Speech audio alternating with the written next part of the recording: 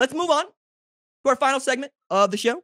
That is new faces in new places. This is our reoccurring series in which I predict how each new coach will do in their first year in their new digs. This week, we're talking about Marcus Freeman and Brian Kelly.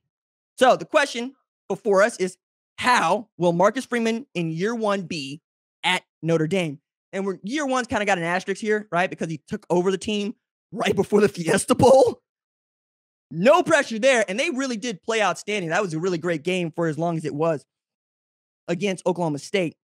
Now, the schedule breakdown is nasty. All right. These are the key games on their schedule.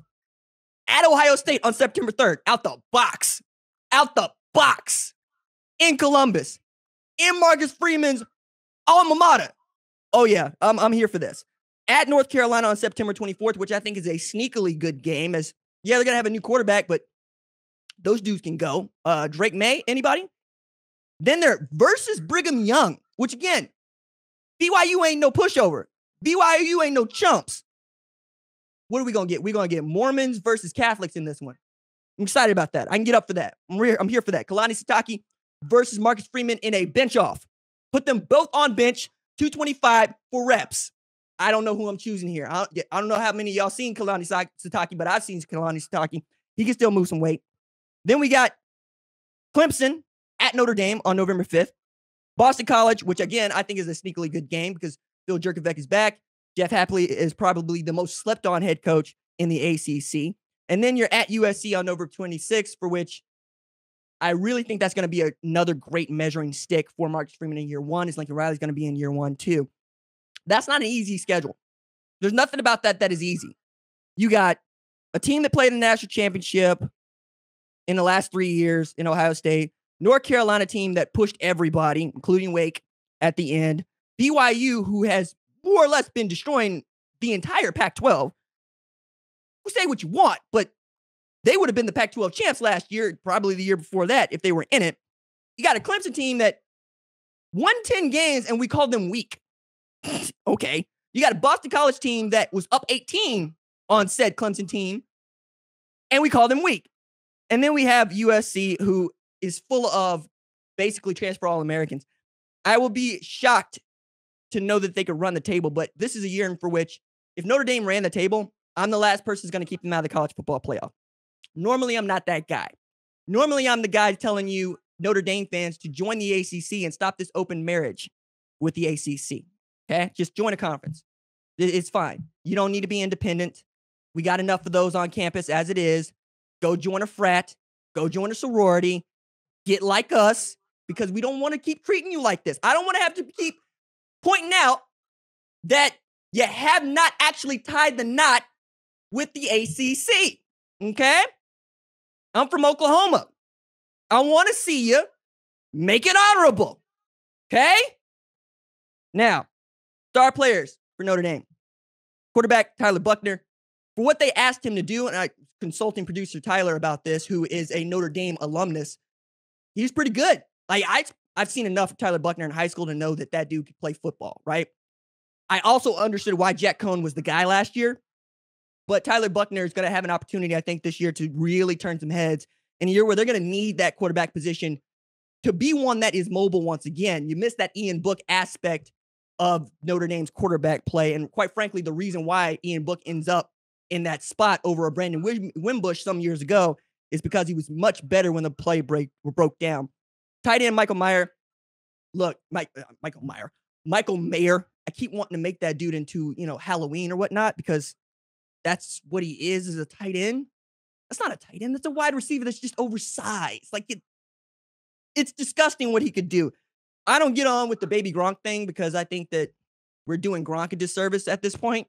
But that dude can play, and he's probably going to be his best pass-catching threat in 2022. We got it to my defensive end, Isaiah Foskey. Safety, Brandon Joseph. You know how I feel about him. I think that dude could win the Jim Thorpe Award. He was an All-American at Northwestern before choosing to transfer. I think he's going to take over that Kyle Hamilton spot where you're asking that dude to be your friggin' pterodactyl playing center field. I don't know that Brandon Joseph is as good as Kyle Hamilton, but he would be my next pick. We'll see.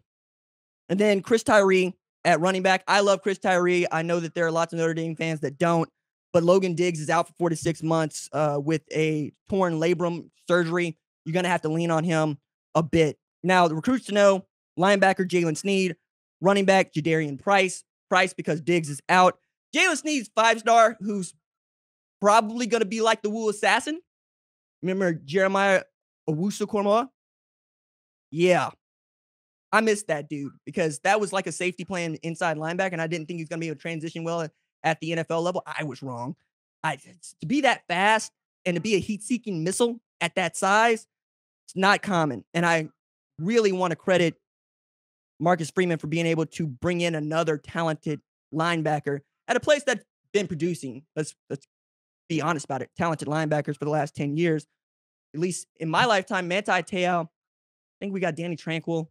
I'm sure that producer Tyler can come in my ear and tell me a few others. Now, let's move to Brian Kelly and LSU. How will he do in year one? Look, Bayou Brian said he took the job at LSU because he wanted to beat Nick Saban. Look here.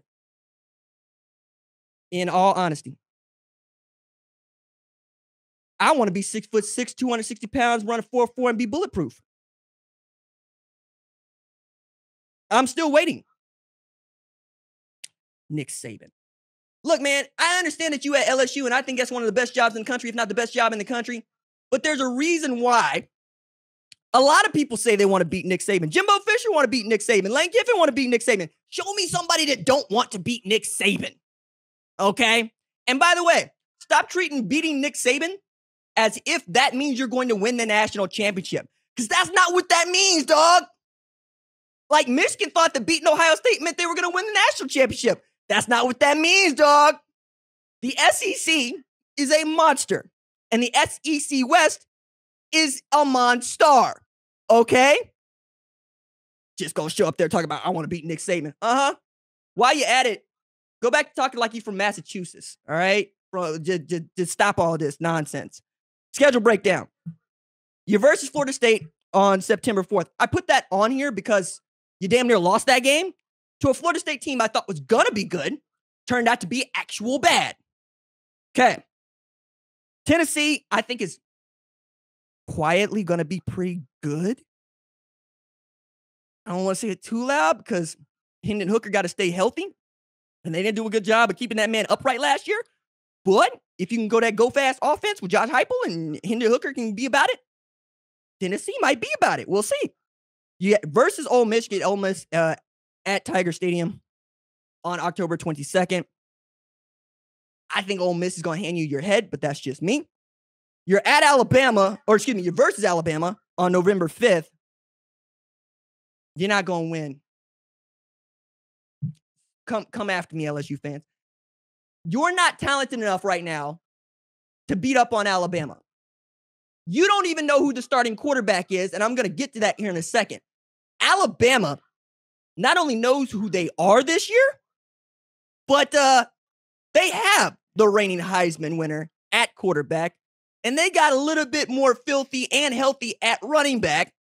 And now you got Pete Golding, who's loose with a defense that he knows is good. Will Anderson, stand up. Henry To'ozo, stand up.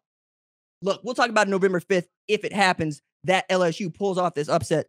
But I don't think that you running 3 yards in a cloud of dust as an offense is going to get it done because even Nick Saban doesn't do that anymore to get it done. You're at Arkansas on November 12th. I think they could hand you your head. And Texas A&M, who I expect wants to absolutely tear LSU in half because by that time, they're either going to be feeling themselves totally or not at all. Either way, they're going to want to take out their frustrations of being slept on or having a bad season on you, who chose to come down south, try to speak with a Southern accent in front of them, who also try to speak with a Southern accent, even though they're from Texas. Now, stars to know about: Miles Brennan, who I think, like Sean Clifford, could have a Kenny Pickett season. We'll see. He's coming back from a really bad injury. Jane Daniels transfers in from Arizona State. Sevyn Banks, who I mentioned earlier, could be an outstanding cornerback for them. And then Noah Cain transferring from Penn State, basically back home. Noah Cain has one of my favorite recruiting stories in that before he had decided to commit to Penn State. He's in Louisiana, and he's in the grocery store with his grandmama. And a dude came up to him in full Bengals gear, knew that it was Noah Cain, and said, "You going to LSU?" He says, "I don't know." Well, you got to go to the boot. You're going to be a boot boy, because if it was me, I'd be a boot boy. Yo, man, I'm here with my grandmama. Can you leave us alone?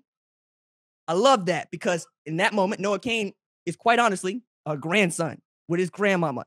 And you trying to hotbox him about where he's going to be playing football while he's still in high school. This is why we tell adults, don't tweet at recruits. You make us all look bad. Now, interesting additions, new enrollees, recruits to know. Linebacker Harold Perkins, who I thought was going to end up at A&M, did not. Ends up at LSU. Is probably going to be an immediate starter for you and an impact player.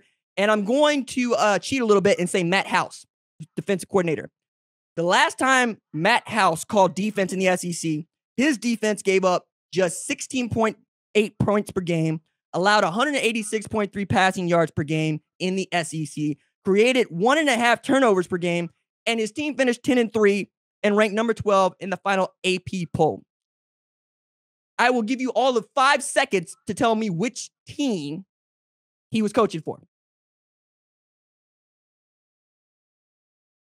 Kentucky. He did all that at Kentucky. Now, I understand Kentucky plays some defense, and as much as I want to give this to Matt House, a lot of this has to do with a Stoops brother, Mark being his first name. However, it's Kentucky. If you can do that at Kentucky, you should be able to put the clamps on almost everybody you play at LSU. We shall see. Might be a quietly outstanding hire. Now, who's going to have the better season? I sincerely believe it's going to be Notre Dame. Okay?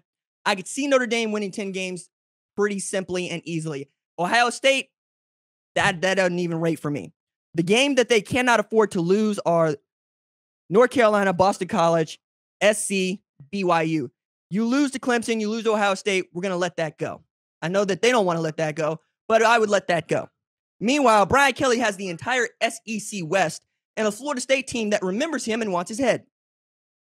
You're also in year 1, which is to say you're about to get the full dose of the SEC fan experience.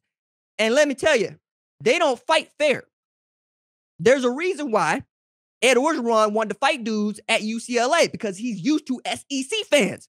He don't know that the powder blue UCLA is actually, powdery. I'm telling it like it is. Y'all in Westwood. I've been to Westwood. And it's not a place where you get buck. Okay? LSU is hot, humid. You got swamp crack. People fighting all the time because it's hot, it's humid. You got swamp crack. I've been out to Westwood and LA in the summer. Nice. My skin feels good. There's a breeze coming off the water. It's enough to make you SAWFT. Just saying. You coming from Notre Dame, where you're the only thing in town, and you get this barnstorming schedule where everybody loves you, surrounded by Subway alumni. That ain't what it is in the South. Okay? That ain't what it is when you go to Hattiesburg, let alone you go to Starkville. Yo, man, you are not ready for the hospitality you're going to see in Starkville, in Oxford, in Gainesville, where they can call up the head ball coach and he will run you down to anybody with a microphone, to Athens. The thing about Georgia that always interests me is that people are kind of like, yeah, we're in on the Falcons, but it's Georgia football around here. Dog, what? And then you're right over there to Tuscaloosa. Even in Birmingham, where I have spent 7 weeks of the first 5 months of the year, it's Alabama. I have not seen a UAB fan at all. And I'm in Birmingham. Nah, man. It's got to be rude over there. I can't wait to see how you feel halfway through your first season in the SEC. So I'm going to cap the wins at LSU at 6. But it's just as easily I can see 3-9. It's in the cards. You're also having to deal with the administration, the athletic department. It's in shambles. Not a great spot right now. And they're going to look at that contract that you signed ask some questions if you don't get them to 10 wins very, very quickly, let alone win a national championship. Because remember, the last 2 head coaches that lasted more than a year, Les Miles, Ed Orgeron, they won national championships. You're going to be expected to do that. And I think you might be expecting a little too much. That's me, though. A little strong, but that's how I feel. Now, and as far as bowl games, I don't even want to get into it with LSU because I don't want to, let's say, disrespect the bowl game by putting LSU in it right now. Notre Dame, we'll see, man. Again, y'all are independents. I can never tell, and I always know that the media going back to the 1920s and 30s is going to try to find a way to put y'all in there, just like we going to find a way to say Texas is back. So just, do what you're supposed to do. And you've always got the benefit of the doubt. And that way it's kind of like been Oklahoma during the college football playoff era. All things being equal, we're going to pick Notre Dame. So we shall see.